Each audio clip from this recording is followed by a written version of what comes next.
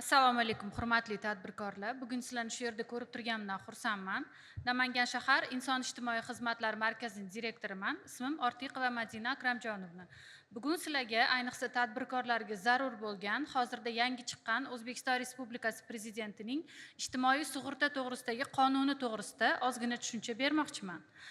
Xo'p, birinchidan O'zbekiston Respublikasi Prezidentining 206-sonli farmoniga binoan davlat ijtimoiy sug'urtasi bo'yicha to'lovlarni tayinlash va to'lash tizimini takomillashtirishga oid chora-tadbirlari to'g'risidagi Prezident farmoni, O'zbekiston Respublikasi Vazirlar Mahkamasining 796-sonli qarori hamda davlat ijtimoiy sug'urtasi to'g'risidagi O'zbekiston Respublikasining qonuni qabul qilingan normativ huquqiy hujjatlar hisoblanadi. Davlat ijtimoiy sug'urtasi to'g'risidagi O'zbekiston Respublikasini asosiy maqsadlari nimalardan iborat? Demak, birinchi, fuqarolarni vaqtincha mehnat qobiliyatini yo'qotganda yoki ishsiz qolganida ijtimoiy qo'llab-quvvatlash va kambag'allikka tushib qolish xavfini oldini olish.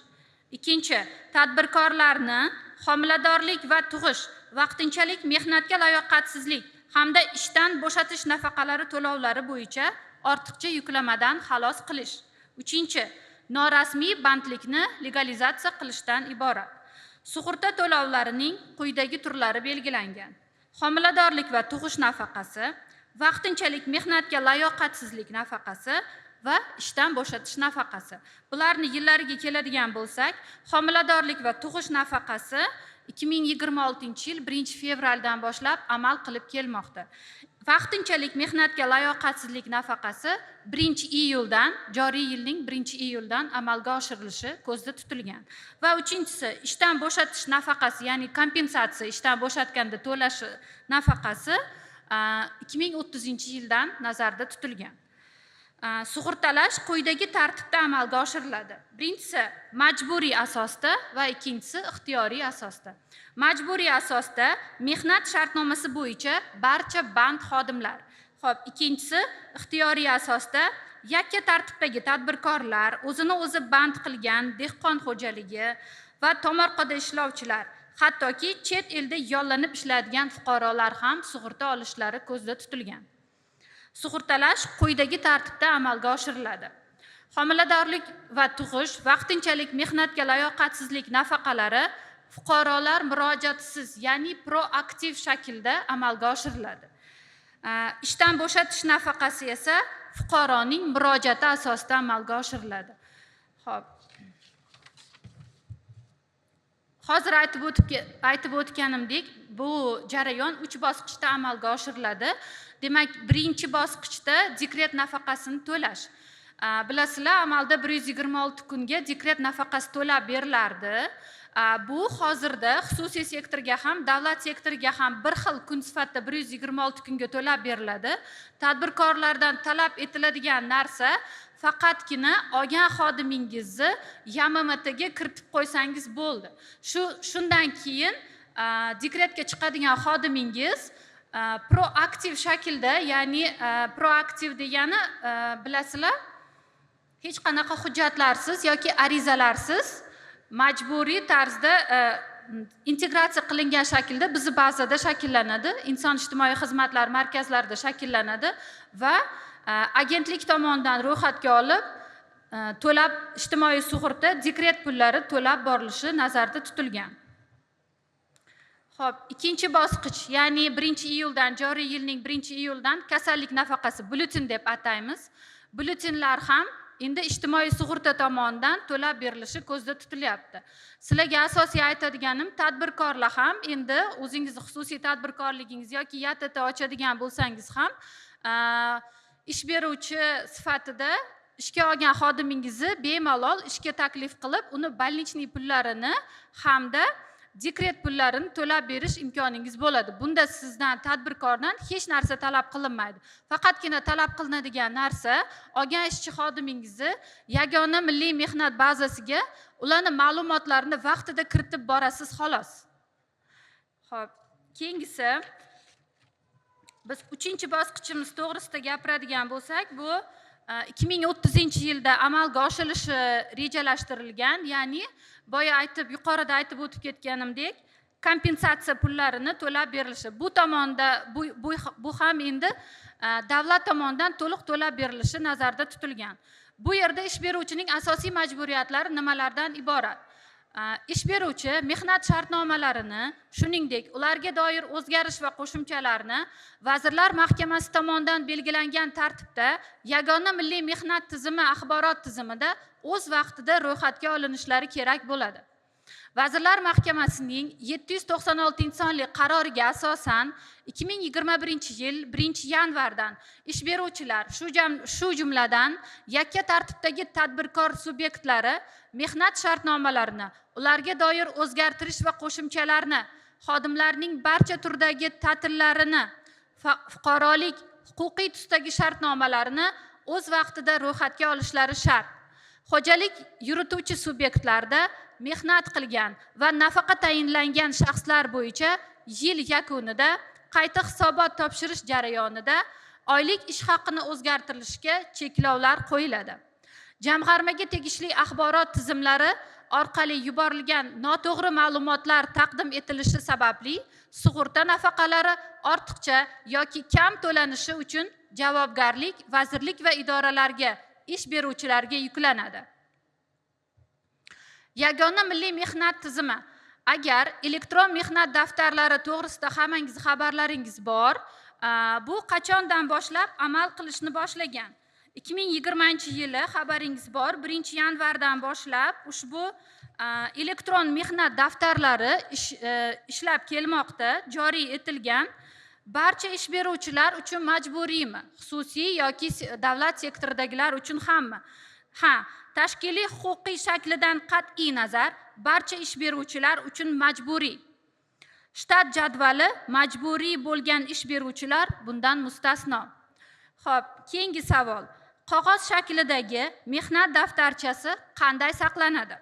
2020-yilgacha qayd etilgan mehnat daftarchalari ish beruvchi xodim bo'shagunga qadar saqlanadi. Ishlamagan fuqaroga qanday mehnat daftari yuritiladi? 2020-yil 1-yanvardan boshlab ish beruvchi tomonidan xodimning elektron mehnat daftari yuritilishi joriy etilgan. Davlat fuqarolik xizmatidan foydalaniladimi? Davlat xizmatlarini olishda kengaytirilgan imkoniyatlar yaratilgan. Elektron mehnat daftarini qanday ko'rish yoki olish mumkin? Birinchidan, oxirgi ish beruvchidan, ikkinchidan, yagona interaktiv davlat xizmatlari portalidan, uchinchidan, MyMehnat.uz shaxsiy kabineti orqali olishingiz mumkin. Bu to'g'risida sizlarda yetarlicha ma'lumot bo'lsa kerak. Endi ish beruvchi tomonidan yagona milliy mehnat tizimiga ma'lumotlar kiritilmasa, tadbirkorlar tomonidan ham jumladan kiritilmasa nima bo'ladi degan savolga javob qidiramiz. Demak, xodimning elektron mehnat daftari yoki mehnat staji yuritilmaydi. Yuritilmasa, qo'shilgan qiymat solig'i to'lovchisi bo'lgan yuridik shaxsning qo'shilgan qiymat solig'i guvohnomalari to'xtatib qo'yilishiga sabab bo'ladi. Ikkinchidan, mehnat bozorini o'rganish, aholi bandligini ta'minlash bo'yicha axborotlarni shakllantirish hamda sohalar va mutaxassisliklar kesimida ishchi kuchiga bo'lgan talab va takliflarni o'rganishga to'sqinlik qiladi. Uchinchi, xodimlarga davlat xizmatlarini ko'rsatishda muammolar duch keladi. Xodimga elektron daftari yuritilmasa nima bo'ladi? Davlat xizmatlaridan foydalanishda birinchi o'rinda ularga nisbatan muammolar ko'payadi. Ikkinchidan, xodim pensiya yoki pensiya ta'minoti, nafaqa olishda, ishsizlik nafaqasi tayinlashda hamda boshqa ijtimoiy mukofotlar va imtiyozlardan foydalanishda qiyinchiliklarga duch keladi. Uchinchidan, davlat fuqarolik xizmatiga qabul qilinishida oraliq hamda tashkilotlaridagi bo'sh vakant lavozimlariga ishga kirishda ochiq tanlov asosida ishtirok etish imkoni bo'lmaydi. Nafaqa tayinlashda yuzaga kelishi mumkin bo'lgan muammolardan barcha tadbirkorlarimiz xabardor, ya'ni homilador bo'lsa, ko'pincha ayollarni ishga olish yuzasidan diskriminatsiya paydo bo'ladi birinchidan. Ikkinchidan, o'zimiz soliqdan qochish masalalari ko'pincha paydo bo'ladi. Ortiqcha yuklama, tadbirkorga ortiqcha yuklamani olib kelishiga sabab bo'ladi. Mana shu narsalarni oldini olish maqsadida ijtimoiy sug'urta tizimi tashkil qilindi. Bunda siz xodimni faqatgina yagona mehnat tizimi YMMTga kiritish orqali уже inson ijtimoiy xizmatlar markazida ularni ro'yxatini shakllantirasiz. Agar mana shu HR hozir aytib o'tib ketdilar, HR xodimingiz ma'lumotlarni to'g'ri va aniq vaqtida kiritib borsa, ana shu ma'lumotlar integratsiya qilinganligi sababli bizni bazada ko'rinadi va tadbirkorga hech qanday yuklamalarsiz sizni xodimingiz ham tadbirkor, xususiy sektorda ishlovchilarni xodimlari ham bemalol nafaqa pullari, dekret pullarini olishga haqli hisoblanadi. Xo'p, demak, ish beruvchining asosiy majburiyatlarini ham ozgina tanishtirib o'tsam, Mehnat kodeksining bilasiz 172-moddasida ish beruvchi tomonidan xodimga tegishli bo'lgan barcha summalarni to'lash xodim bilan mehnat shartnomasi bekor qilingan kundan amalga oshiriladi.